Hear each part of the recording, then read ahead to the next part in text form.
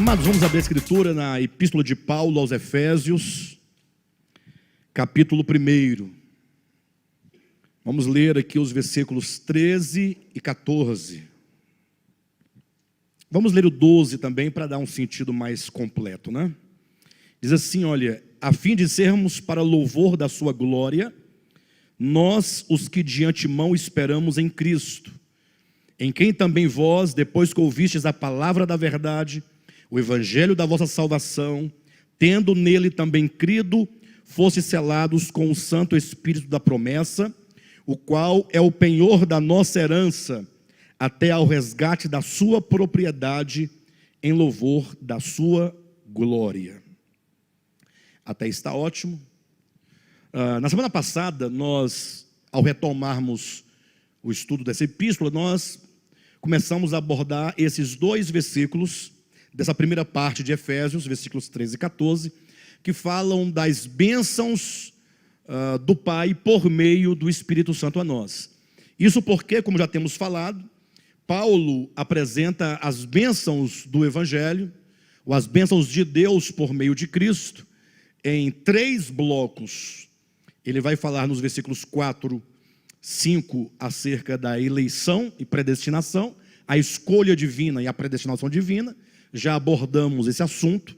Quem precisar de compreender melhor deve voltar às ministrações anteriores. Depois, no versículo 7 e 8 e 9, o apóstolo fala sobre as bênçãos do Evangelho por meio do Filho.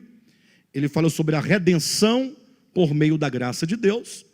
E ele fecha, então, esse grupo de bênçãos espirituais nos versículos 13 e 14, falando das bênçãos por meio do Espírito Santo, que fala acerca, propriamente dito, não é, do Espírito Santo enquanto o selo sobre aqueles que ouviram e creram na palavra da verdade, o Espírito Santo enquanto penhor da nossa salvação. Bem, no geral, se entende que o Deus único, revelado nas Escrituras como o Deus trino, e assim ele se revela, sobretudo em razão da sua obra, né? Ou seja, para você compreender a amplitude da obra de Deus a nosso favor, a Escritura dispõe nessa visão triunitária de Deus, Pai, Filho e Espírito Santo, levando em conta que devemos perceber essa triunidade divina como sendo conceitos referentes à obra do único e verdadeiro Deus. Não podemos absolutamente ir para o campo das discussões que não agregam nada à nossa salvação, acerca de pensar em 3 deuses e toda aquela discussão já antiga, que até hoje nunca deu nenhum resultado, senão divisão no seio da igreja.